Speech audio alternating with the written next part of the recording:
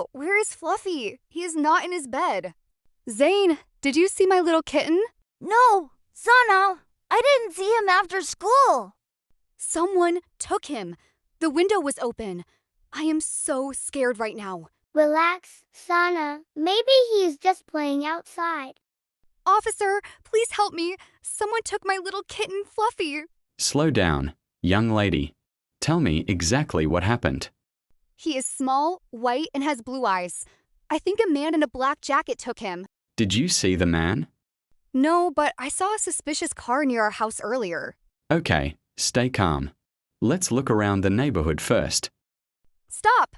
Officer, look at that big box. Fluffy must be inside. Excuse me, sir. May I check your box, please?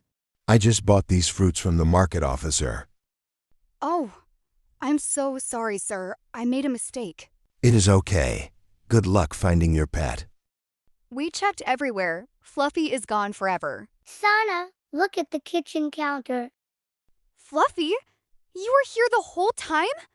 Of course he was here. Zane put him here before going to the playground so he wouldn't run outside. I told you to relax, Sana. I put him in the bowl because it's his favorite sleeping spot. You didn't listen to me. Wow, I panicked for no reason. I am sorry, Officer Ali. It's okay, Sana.